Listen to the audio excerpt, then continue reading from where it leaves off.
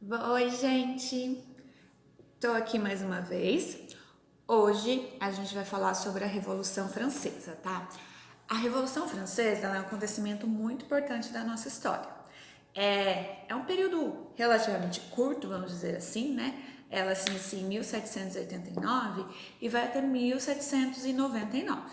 Só que, gente, aconteceu muita coisa nesse período. Então, assim, são várias informações.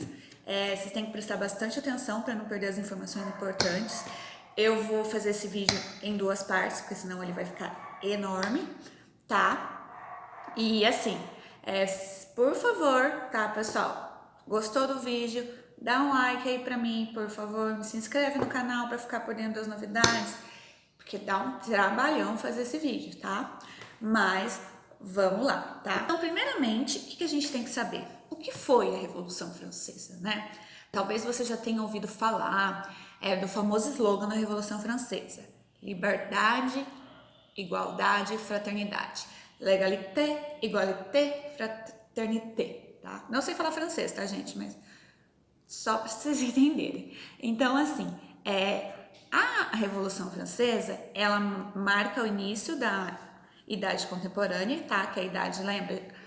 A história dividida em várias idades e tal. Idade Contemporânea que a gente tá até os dias de hoje, tá? Então, assim, o dia lá que inicia a Revolução Francesa é o marco da Idade Contemporânea.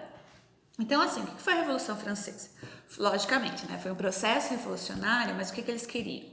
Eles queriam acabar com a monarquia absolutista, tá? Porque a gente já viu, né, que o que é absolutismo e tal. O rei faz o que quer a todo momento, não tá nem se ligando se vai prejudicar alguém. O importante é ele e a cordinha dele ali, o pessoal da nobreza, né, tá? Uma coisa muito importante que vocês não podem esquecer, lembra lá do iluminismo que a gente já estudou? Então, o iluminismo, as ideias iluministas, elas vão ser assim essenciais para essa revolução, porque eles pegam várias ideias do iluminismo, tá, para colocar em prática na sociedade francesa. Então, primeira coisa, pessoal, quando a gente vai analisar qualquer fato, qualquer revolução, qualquer guerra, qualquer crise, qual a primeira pergunta que a gente tem que fazer? Por que aconteceu essa revolução? O que estava acontecendo na França que fez com que a população se revoltasse no giraia mesmo e vamos lá, vamos acabar com esse rei? Então, pessoal, o que estava acontecendo? Antes dessa revolução, a França estava vivendo o que a gente chama de o antigo regime, tá? Que era lá o rei absolutista, não tinha constituição, não tinha nada. Mas assim, né? Claro que sempre vai ter umas coisinhas a mais que vão agravar. Não era só o regime absolutista que estava deixando o pessoal bem enraivecido. Então, assim, lembra que eu também já expliquei a sociedade estamental? Essa aí que vocês estão vendo? Que era lá a pirâmide e tal, né? Tinha o clero, a nobreza e o povo. Então, o povo era praticamente 95% da população e era o único que pagava imposto. Então, vamos dizer assim, ele sustentava a nobreza e o clero. E a nobreza não estava nem aí, ela queria manter os privilégios dela, o clero também. Eles não estavam nem um pouquinho interessados em, vamos dizer assim, ajudar o país, né? Tipo, a sair da lama, porque a França estava numa crise terrível. Por dois motivos principais, tá? Primeiro, teve a Guerra dos Sete Anos, que ela perdeu para a Inglaterra. Então, uma guerra deixa um país detonado. E também, para piorar, ela queria se vingar da Inglaterra, eu já contei isso para vocês, na independência, quando a gente fala da independência dos Estados Unidos, quando ela quer se vingar da Inglaterra, ela vai lá e manda tropas para ajudar na independência dos Estados Unidos. Os Estados Unidos ganhou, ok, mas a França não ganhou nada com isso, tá? Ela só perdeu, ela ficou cada vez mais quebrada. Então, pessoal, como a França já estava numa crise econômica, estava começando a ficar muito difícil manter o luxo, né, da elite e tal, né, porque o povo, a população estava gerando pouco dinheiro. E para piorar, alguns anos antes, a França ela acabou passando por um período de grande seca que prejudicou muito a questão da agricultura. Então, o que aconteceu? O povo começou a passar fome, né? E assim, O rei estava preocupado se o povo estava passando fome? Não, a gente não estava preocupado. Ele estava preocupado com o seguinte: se não consegue plantar, não vai conseguir colher, não vão conseguir vender, então não vai ter dinheiro para eles pagar os impostos. E a gente não quer largar o nosso estilo de vida, mas você já viu, gente, igual hoje, político cortar na própria carne? A gente tá vendo tal, né? Atualmente a crise lá do coronavírus, infelizmente, um monte de gente desempregada, então a situação tá bem intensa. Mas você viu, presidente, deputado, falar assim: não, eu vou receber só 30% do meu salário, eu vou deixar o resto para doação. Ajudaria muito, pessoal, e sinceramente não faria falta para eles, tá? Mas voltando à Revolução Francesa, mas o pensamento da elite era mais ou menos o mesmo, tá? Então, como que a gente vai fazer para continuarmos com a nossa vida de luxo? O rei pensou: eu tenho que dar um jeito, porque perder minhas regalias, o meu luxo, tudo de bom que eu tenho, as minhas roupas, meu ouro, eu não vou perder de jeito nenhum. Então ele começou a pensar no que fazer. Então, pessoal, é assim, naquela época, os ideais iluministas estavam assim borbulhando na França, porque nasceu lá, né? A gente já viu sobre o iluminismo, Montesquieu e tal. Então, e o princípio do iluminismo era a questão das liberdades individuais e tal. Então, e todo mundo era igual, né? Todo mundo nasce livre, direitos, tem os mesmos direitos e tal. Então, assim, o povo da França começou a se questionar. Por que eu tenho que pagar um monte? O povo mesmo, né? Assim, como eu falo povo, aqueles 95%, que eram os camponeses, tinha os burgueses, tá? Os burgueses, eles ficavam bem bravos porque eles tinham dinheiro, eles tinham até dinheiro para contratar empregado, tinha uma casa legal, mas eles não podiam participar da política e tal. Então eles também eram considerados povo, né? Tipo assim, era ali aquele resto da pirâmide dali, da sociedade estamental.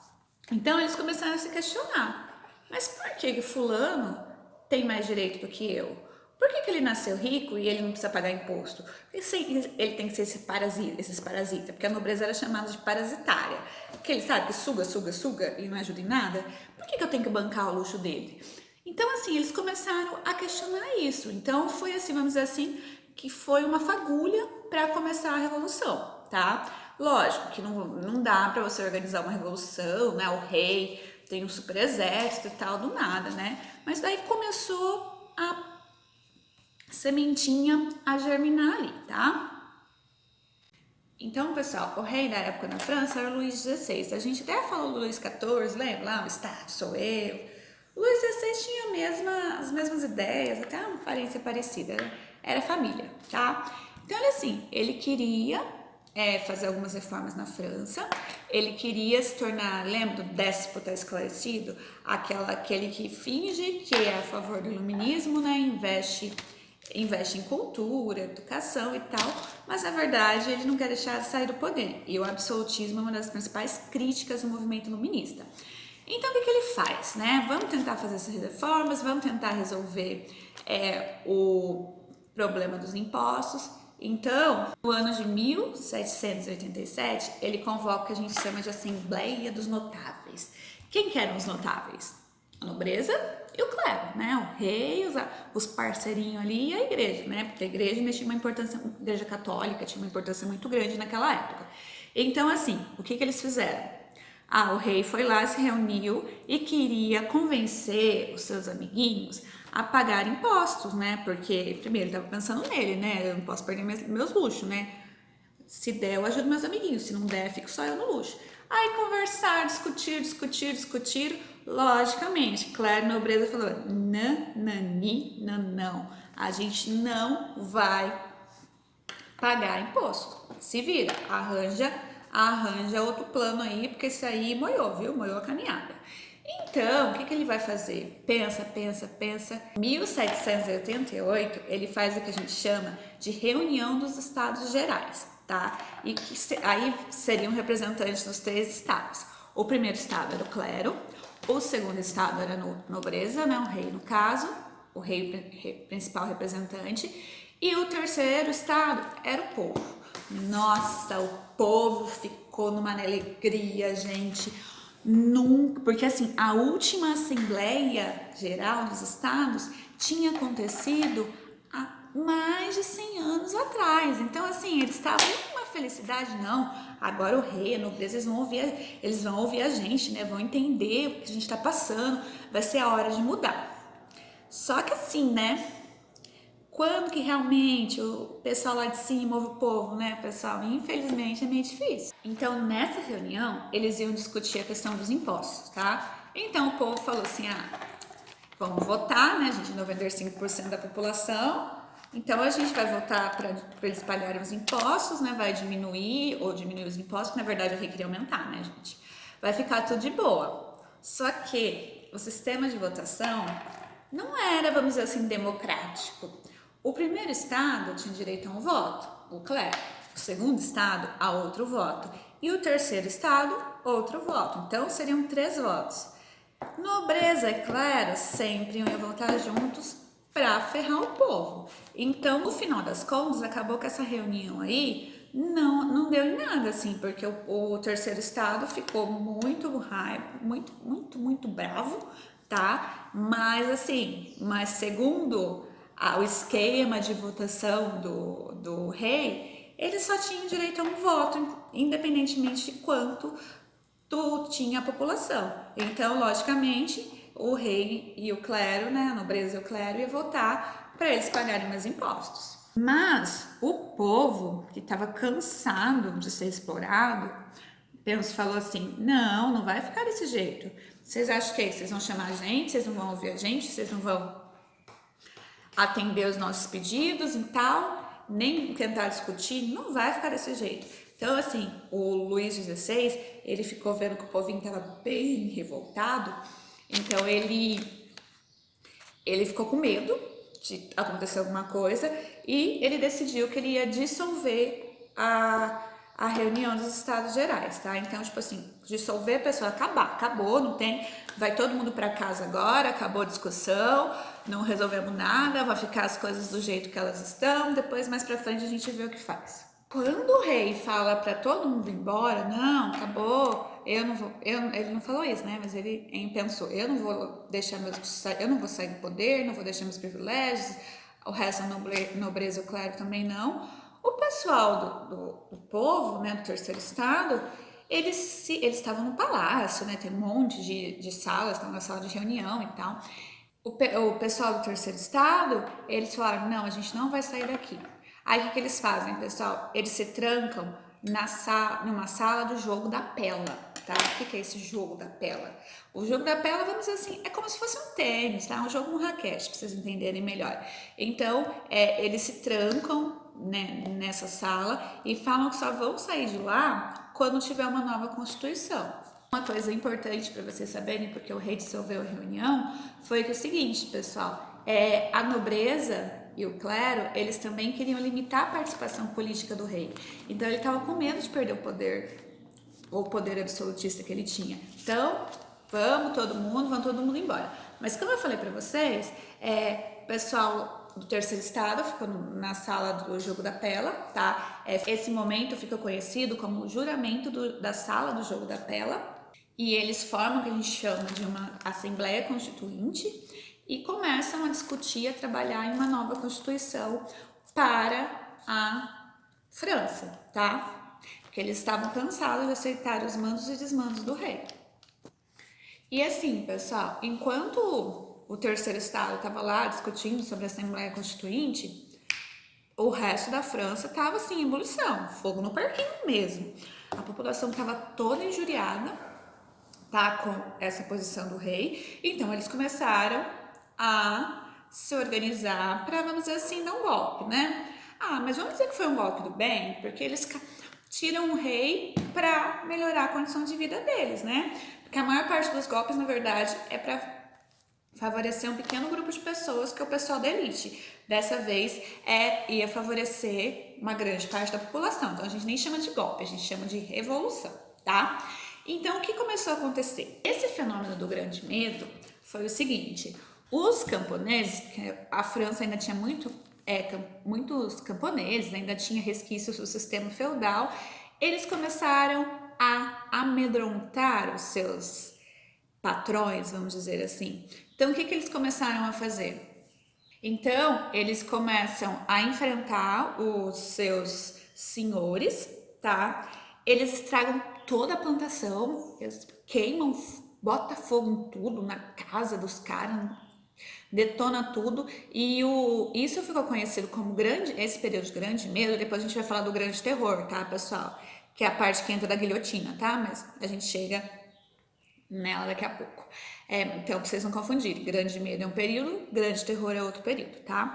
Então, esse grande medo teve esse nome porque os senhores, eles ficaram com muito medo dos camponeses, então eles largaram tudo lá e fugiram com medo real dos camponeses que pudessem matar eles. Sinceramente, eu acho que os camponeses estavam mas tão irritados que eles poderiam realmente matar algumas pessoas ali, viu?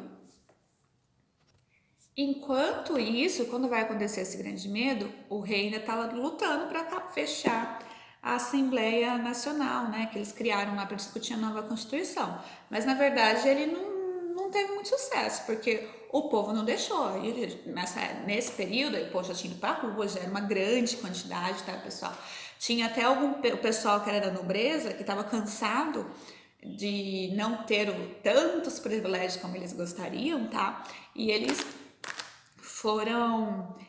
se juntaram, então tinha burguesia, camponesa, então assim, foi uma galera pra rua para protestar, só que não foi uns protestos muito pacíficos não, tá? Então eles fizeram lá vários protestos e a gente fala que começou um levante popular, né, e eles criaram o que eles falaram de governo provisório, que tipo, agora não é o rei que manda não, agora quem manda na bagaça toda é nós. Aí, pessoal, vai chegar assim o dia que a gente é realmente marcado como o início da Revolução Francesa, porque toda revolução, todo acontecimento histórico tem que ter o dia D lá, vamos dizer assim, né? Alguma coisa vai acontecer. Então, no dia 12 de julho de 1789, a população de Paris, porque a maior parte dos franceses moravam em Paris, né, que é a capital até hoje de lá, eles fazem o seguinte, eles já tinham todo um plano arquitetado. Para eles conseguirem fazer com que esse plano desse certo, eles precisavam de armas e de pólvora. Então, o que eles fizeram? Eles atacaram um depósito de armas, conseguiram as armas e a pólvora e foram para a Bastilha, tá? Então, aí vai começar a Revolução Francesa. Guardem essa data, guardem esse acontecimento que é muito importante. 14/7/1789, queda da Bastilha. Mas o que era a Bastilha? A Bastilha, ela era uma prisão, vocês estão vendo uma imagem aí dela, né? Ela era uma prisão enorme, tá? Cheia de muros, tal, bem cercada. Não tinha muitos presos nesse momento lá, ela estava quase desativada. O povo chegou lá matando os guardas, tá? Uma coisinha bem leve. E por que eles escolheram a Bastilha? E destruíram a Bastilha, botaram fogo, sabe? Acabou com a Bastilha. A Bastilha era considerada um símbolo do absolutismo, tá? Porque, como eu falei para vocês, era uma prisão e muita gente que era contra o rei acabava indo lá, aquelas famosas masmorras que a gente vê em filme antigo e tal. Então, assim, era o símbolo do absolutismo. Então, a partir do momento que a Bastilha cai, o absolutismo começa a cair também, tá? Então, por isso que esse é chamado o início, o marco da Revolução Francesa, a queda da Bastilha, dessa prisão aí que sumiu do mapa. A partir da queda da Bastilha, pessoal, esse movimento, a revolução se espalhou por toda a França. Então, todo mundo começou a se rebelar contra a aristocracia francesa, contra o rei. Então, o movimento ganhou bastante força, porque foi um movimento, assim, nacional. Começou em Paris, mas acabou se espalhando pela França inteira. O nomezinho que eu quero que vocês guardem, que é muito importante, são sans-culottes, tá? Tá escrito aí. O que seriam esses sans-culottes? Sans-culottes em francês, nunca sabe francês, tá, gente? Mas uma coisinha ou outra a gente pega ali para saber o que significa. Significa sem calças. Não é que eles andavam pelados, calma. É que assim, eles não tinham, sabe aquelas calças dos nobres, tudo justinha e tal? Eles não tinham esse tipo de calça, porque eles eram pobres, né? Então eles não podiam nem usar essas roupas. Então por isso que eles foram apelidados de sans-culottes. E na verdade, assim, os sans-culottes, eles têm uma participação muito importante em toda a Revolução. E eles eram comerciantes, trabalhadores urbanos, artesãos, tá? Até pequenos proprietários de terra, tá? Então tinha comerciantes também, né, que era a famosa burguesia. Então assim, a gente pode dizer que eles foram o motor da revolução, tá? Que realmente eles deram a vida pela causa, porque claro, muita gente morreu também, né, na revolução. E, infelizmente não dá, é muito difícil conseguir uma revolução pacífica. Então, assim, após a queda da Bastilha, o povo estava no poder literalmente, eles começam a fazer algumas reformas, né, algumas leis novas. Então, a primeira coisa, ele acabou com as leis feudais, ou seja, ninguém mais podia explorar o trabalhador rural. Então, foi uma das primeiras coisas que eles fez, porque não, vocês já estudaram feudalismo, não vou me falar do feudalismo aqui, tá? Mas era quando, resumidamente, era quando eles arrendavam, alugavam uma terra lá e o camponês tinha que pagar quase 80% da sua produção, ficava com o senhor e tal. Então eles acabaram, porque a partir daí o que vai acontecer? As pessoas vão ter direito a ter a sua propriedade, porque antes só podia ter direito os nobres, tá? E o clero, que a igreja era muito rica também. Alguns burgueses, assim, eles tinham até algumas propriedades, mas eram pequenas comparadas às grandes propriedades que os nobres tinham. Um outro fato muito importante da Revolução, pessoal, que vocês não podem esquecer, 1789 ainda, foi a criação da Declaração dos Direitos Universais do Homem. Tá? Hoje existe uma Declaração dos Direitos Humanos, que ela foi feita após a Segunda Guerra Mundial, mas assim, os princípios são muito parecidos com essa que foi feita pelos franceses, tá? Porque eles falavam da questão de você ser livre, você ter seus direitos individuais, todo mundo é igual perante a lei, não tem que ter privilégios. Ele fala direito à propriedade privada, ele fala também da questão de você não ser obrigado a fazer nada do que está na Constituição, tá? Então, tem outra coisa. E aí, com essa questão, principalmente com a questão da ideia de liberdade, né? Começa a se lutar pela ideia de liberdade.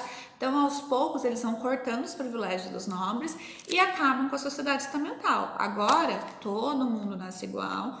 Igual entre aspas, né, pessoal? Porque os nobres já continuam nascendo ricos, né? Mas os pobres vão poder tentar trabalhar para conseguir melhorar a sua condição de vida. Isso, pessoal, foi muito bom para os burgueses, tá? Porque os burgueses, eles já tinham dinheiro, mas eles não conseguiam participar da vida política, vamos dizer assim, das decisões importantes da França. Então, essa revolução, apesar de a gente falar tanto povo, povo, povo, ela foi bem fortalecida pelos burgueses, tá? E atendeu muitos interesses do burgueses. Tinha um capítulo lá que eu acho interessante, que ele fala assim, todos têm o direito de resistir à tirania e à opressão e se revoltar contra quem os oprime. Porque assim, então, vamos pensar no contexto atual. A gente está tendo várias manifestações agora em 2020, né, contra o presidente da República, porque o pessoal não está contente, não está feliz com ele. Então, você tem o direito de se revoltar, vamos dizer assim, de quem você acha que está te oprimindo, tá? Então, se foi uma coisa bem interessante, porque antes eles fizessem isso com o rei, né? Ia todo mundo pra Bastilha, que agora não existia mais, né?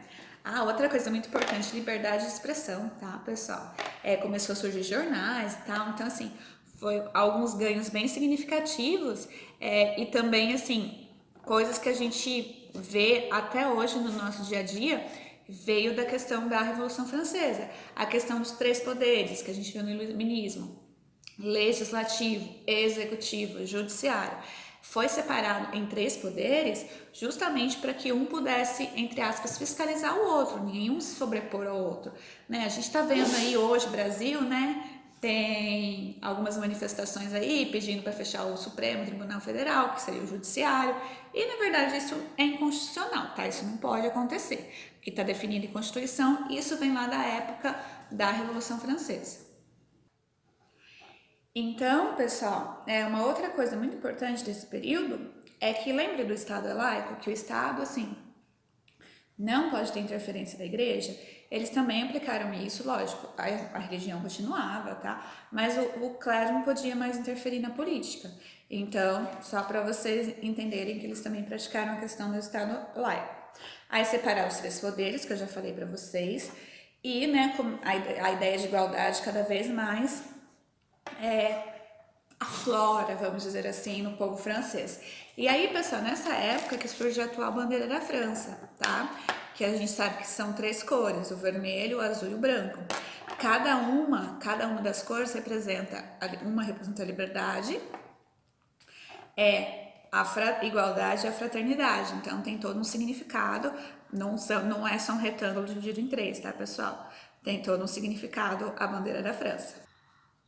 Ó, pessoal, então como eu estava dizendo para vocês, a questão da liberdade, da igualdade era muito importante.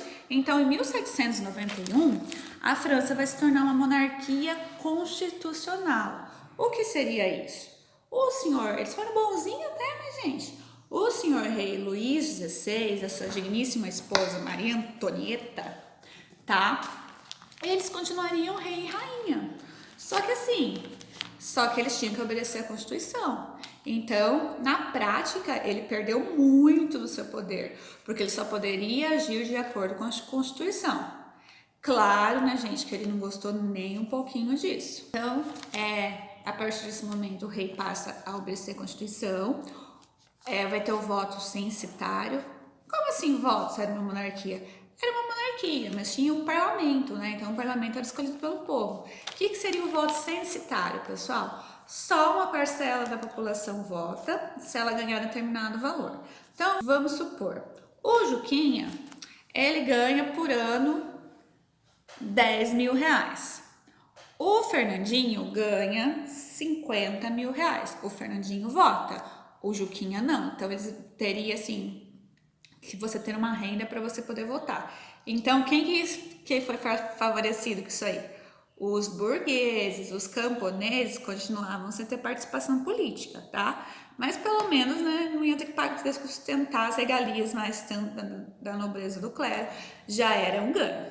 Mas como eu falei para vocês, o Luís XVI, imagina, gente, do dia para noite você tá acostumado a mandar, fazer o que você quiser sem perguntar para ninguém, e aí vem esses francesinhos, esse povinho, esses sansculottes. Não, você agora manda. Você não manda mais do jeito que você quiser, agora você obedece. Então, logicamente, ele não ia ficar quietinho. Então, ele começou a fazer uma conspiração, vamos dizer assim, com países próximos, principalmente com a Áustria, tá? Porque assim, por que os países próximos resolveram ajudar o Luís XVI? Não era porque eles eram legais, não amiguinhos do cara, na verdade eles estavam com medo que eles também eram reinos absolutistas, que a monarquia acabasse por lá também, a monarquia absolutista, que a revolução se espalhasse para outro lugar. Então, o que eles fizeram, né? Eles deram uma ajudinha ali pro Luís XVI. Então, o Luís XVI, ele tenta fugir para a Áustria, só que ele é capturado na fronteira, tá, pessoal? Então, assim, aí começa uma discussão, uns falavam que ele era traidor, que ele tinha que morrer, os outros eram a favor. Então, tinha gente que defendia o rei, porque apesar de tudo, tinha gente que idolatra o rei, tem gente que idolatra pessoas importantes, a gente não entende muito bem porquê. Mas tinha uma boa parte da população que considerava ele um traidor, que ele estava traindo os ideais da Revolução Francesa e tal, e queriam que ele fosse condenado à morte, tá? Mas ele vai ficar preso por um tempo, tá, pessoal? Então, eu vou terminar essa primeira parte por aqui, tá, pessoal? Já tem a continuação logo em seguida, só para o vídeo não ficar muito gigante. Espero que tenham gostado até aqui. Não esqueçam de dar o meu like, por favor. Preciso saber o que vocês estão achando dos meus vídeos, vocês não falam nada, tá bom?